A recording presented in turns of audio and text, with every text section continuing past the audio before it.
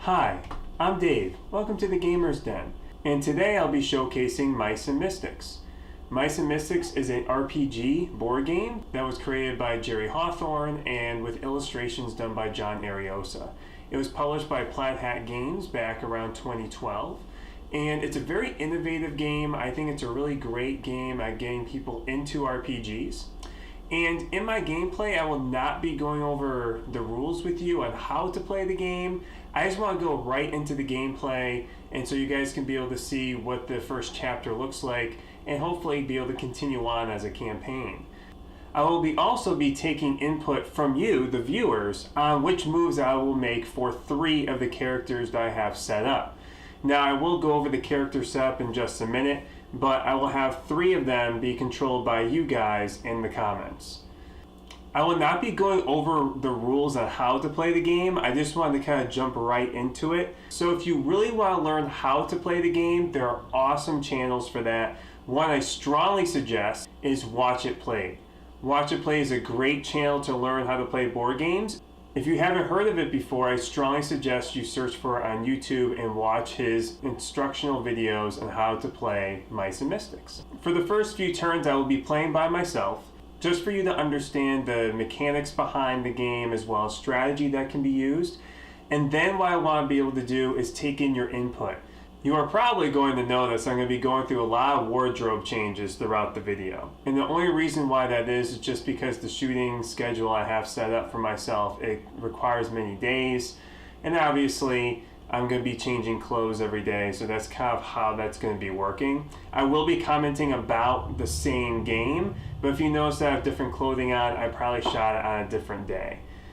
So, just like any role-playing game, we're going to want to understand who the characters are and what the story is all about. The great part of Mice and Mystics is it has a prologue. So what we will be doing is actually reading the prologue, which will give us a background on who the characters are, as well as where are we, right, the setting, as well as what is going to be the major struggle that these heroes are going to try to overcome in Book 1, Sorrow and Remembrance.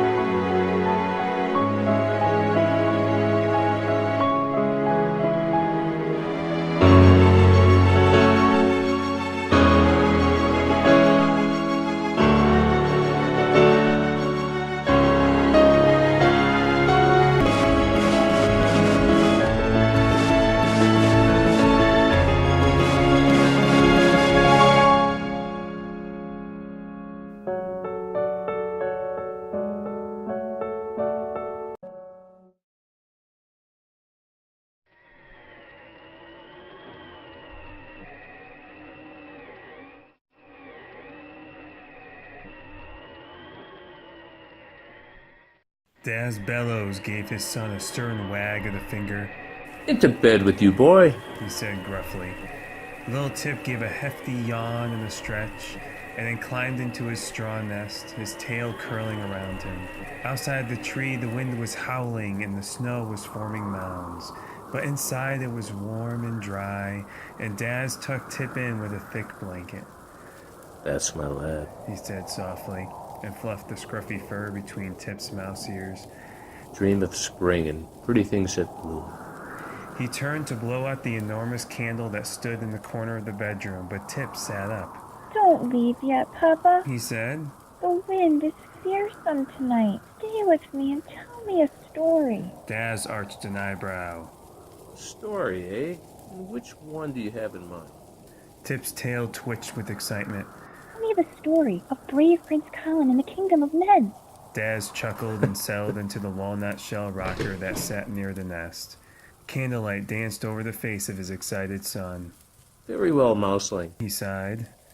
Lay back down and I shall tell it. Our story begins with a young human whose age was not dissimilar to your own. But the story does not begin in winter. Oh no, it begins in a rich, beautiful summer. And so Daz began the story, reciting it word for word with all the proper flourish, just as it had been told to him by his own pap many nights long ago. Once upon a time there was a kingdom of men, and it was ruled by good King Andon. King Andon was a kind and generous man and loved by all his people, but he was lonely as well, for he had to raise his son Prince Collin all alone. Prince Collin had grown into a fine young man, and the king was very proud of him, yet the king missed his queen who had passed away many years ago. King Andon spent much of his time with his advisors, and together they decided how to best rule the kingdom and protect its people.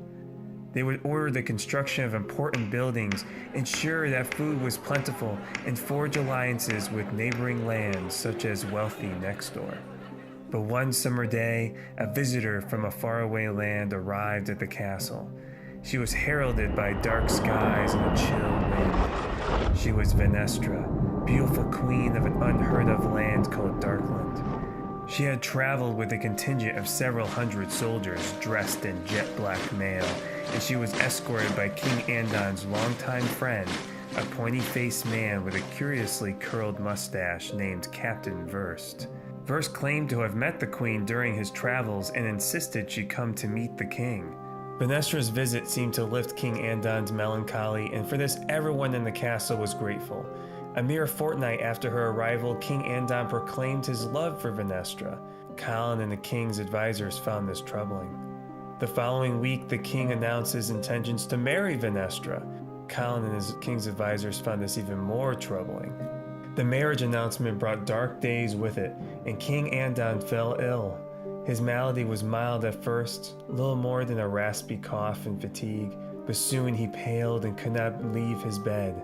Tilda, the castle's healer, used all of the arts at her disposal, but no remedy that she knew of could relieve the king.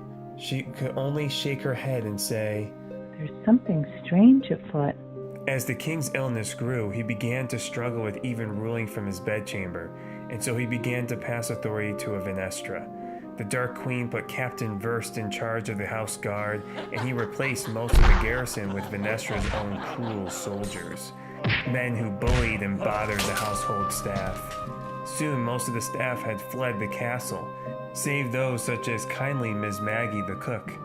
At night, strange noises echoed down the empty castle hallways, and Ms. Maggie could only shake her head and say, "There's something strange afoot." During the day, Venestra could be seen gliding through the castle, scolding her soldiers who seemed able to do little more than brawl and break things. The queen spent much time visiting the castle's forge, from which came the sounds of hammering and hissing steam. Maginos, the castle's mystic, would stroke his beard and say, "There is something strange afoot." Soon Prince Collin could take no more, and so he summoned the king's closest advisors to a secret council in Maginos' laboratory. Burly Nez Bellows the tinkerer was there, newly evicted from the forge where he had toiled for many years. Tilda the healer was there, as was old Maginos himself, he who had served Collin's family for generations. Together the four hatched a plan to drive Venestra and her men from the castle and back to whatever terrible land they had come from. But they were too late. The doors of the laboratory were kicked open, and there stood Captain Verst and a great many of his guard. The four were arrested for conspiring against the king, and Captain Verst smiled cruelly when they were thrown into the castle dungeons alongside the worst scamps the kingdom had to offer. When they had been left alone, only Maginos seemed undeterred. He linked his fingers in a strange way, puffed up his chest, and blew into his hands.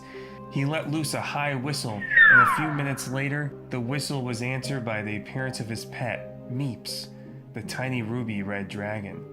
Meeps flew in unseen, high above the heads of the guards, and he flitted through the bars and landed on Maginos' hands. In his little jaws was a single strand of jet-black hair. Maginos patted Meeps on the head and held the hair aloft for all to see. "This is a strand of Venestra's hair," he told them. "She is clearly a magical being of great power.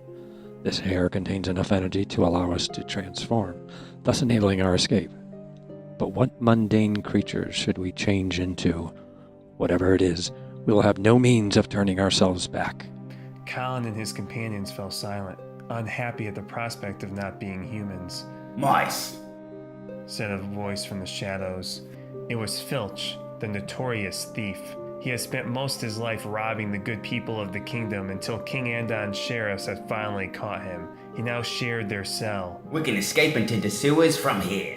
He said, pointing to a small grate on the flagstone floor in the nearby room. No one asked you, scamp. Growled Nez. Suddenly there was a noise from the guard room. This is no time for argument, Shouted Maginos. He waved his free hand over Venestra's hair, muttering ancient words that time had since forgotten. Glowing motes of blue light fell from the hair as if they were water, and they began to swirl along the floor as if blown by unseen gusts.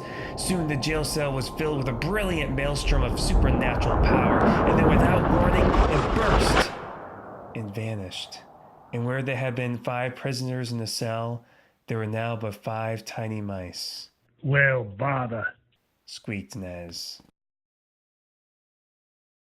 We read the prologue. Now what we're going to do is we're going to read a little story tidbit to get us started on Chapter 1, Flight to Barksburg.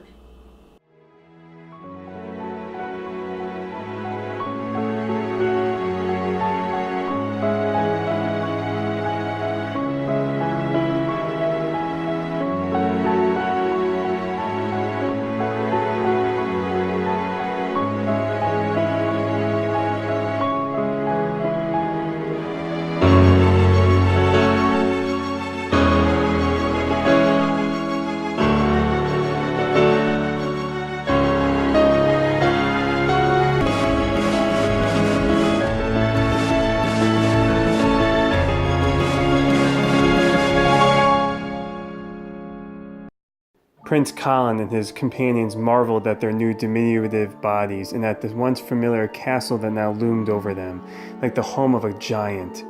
Maginos snapped them from their reverie. We must move at once, He hissed.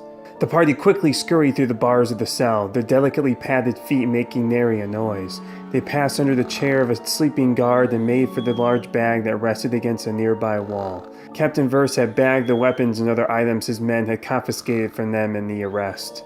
Claim your belongings. Whispered Maginos as he and Tilda opened the bag.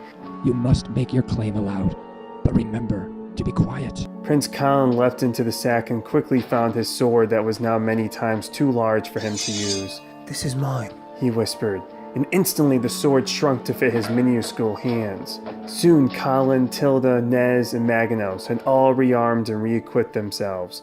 When they climbed out of the bag, they found Filch grinning and holding a newly acquired dagger in his tail. Now where'd you get that, you little sneak? Nez demanded.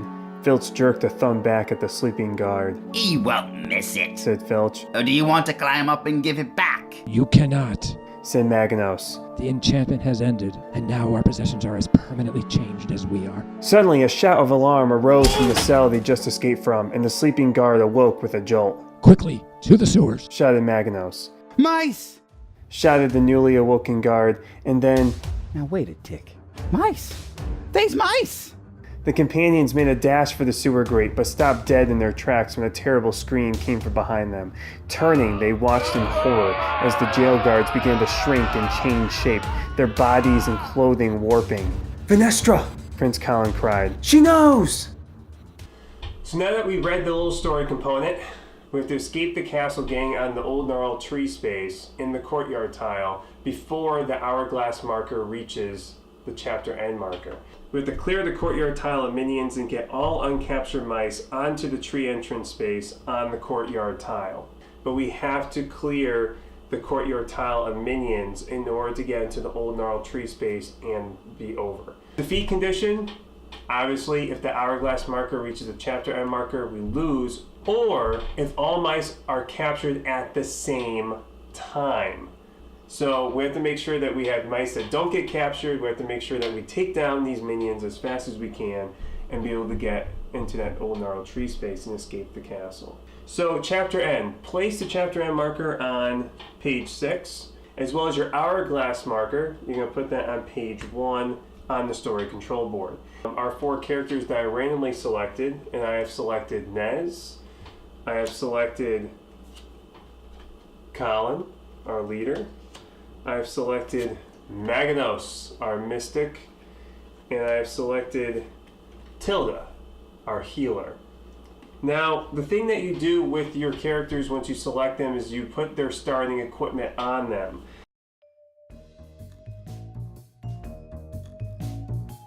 Tilda starts with her mace and a leather breastplate, which is really useful. And I gave her the Major Heal ability to start off. Major Heal has definitely been useful in my other previous gameplays of this game.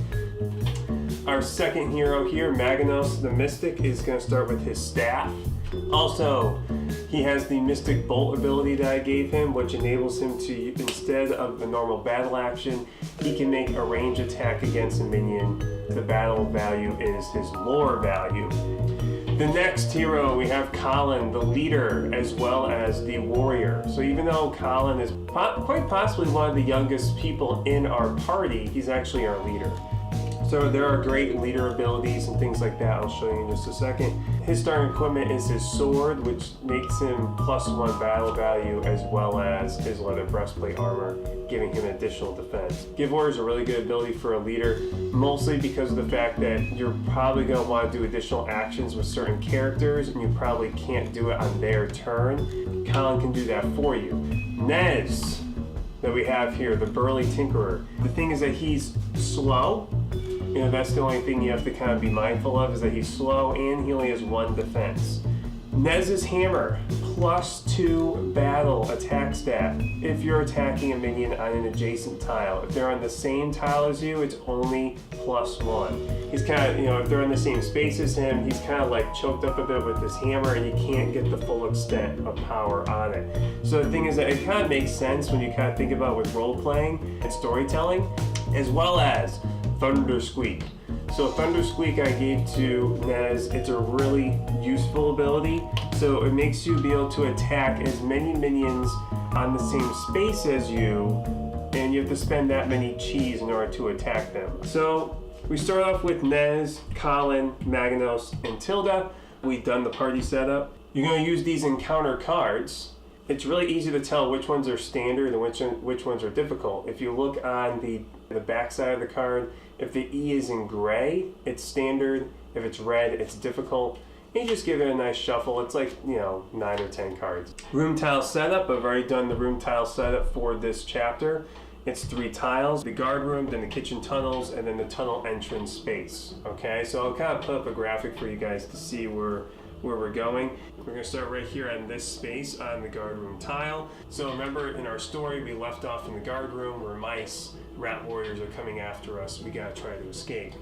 So what we're going to do is we're going to take our little miniatures for each of those guys, and we're going to put all 4 on that starting space. And then we're going to place 3 rat warriors normally on the tile. I really like to separate the rat warriors as best I can, so I'm going to put 1 on each part of the tile. Now, there's a special search rule in here, and I'll kind of show it on the graphic, that if we actually search within the guard's helmet, we get something known as the Tinkerer's Treasure. Only useful if we have a Tinkerer in the party. You don't have Nez with you, we can't use the Tinkerer's Treasure.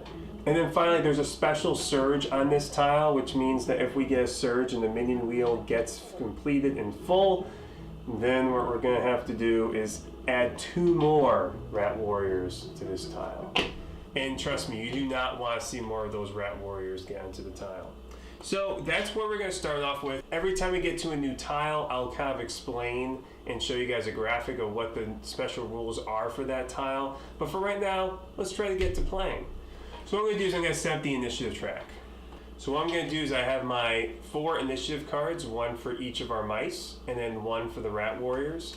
And what I'm going to do is I'm just going to shuffle those into a little pile here. Sometimes for like one person, it's really good to do it under the table and just not even like, just be thinking about something else. Like, I don't know, think about politics or, I don't know, the trees outside or, something like that. Keep yourself distracted.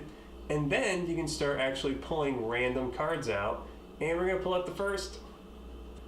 Tilda, not too shabby. Then we get the second one. Nice. Not too shabby. So we got 2 mice. That's really good. And I'm going to shuffle a little more and pull out another one. The Rat Warriors. And then, let's see. Ooh, Maginos. And Collin. So we're going to have Tilda, Nez, Rat Warriors, Maginos, and Collin. As I'm looking at it, it's not terrible. Because we have 2 mice that go first, but the thing is that the Rat Warriors are aggressive, and I'll kind of explain that as we get onto it. So, because Collin is not the first one on the initiative track, we're going to add 1 cheese to his card. So let's head on to the table and let's see how Tilda does. So what we're going to do is we're going to roll for Tilda's movement. And she rolls a 1. So let's see here. What can Tilda do? Tilda's going to get 1 plus 2. She can move up to 3 spaces. So Tilda really wants to get some stuff done. So I'm going to say, let's move Tilda over here. And I'm just going to move her 1 space over. I really like to keep myself a little distance between me and the minions as best I can. But Tilda will move right there against that Rat Warrior. So let's see, let's roll for Tilda's attack. So we're going to roll. So she rolls 2 hits. So she gets 2 hits on that Rat Warrior. And what I like to do is just kind of keep those off on the side. And then what we're going to do is we're going to roll for defense. And the Rat Warrior's defense is 2. And he blocks 1. So we can take that one out. But that 1 hit from Tilda gets through. And that Rat Warrior is gonzo.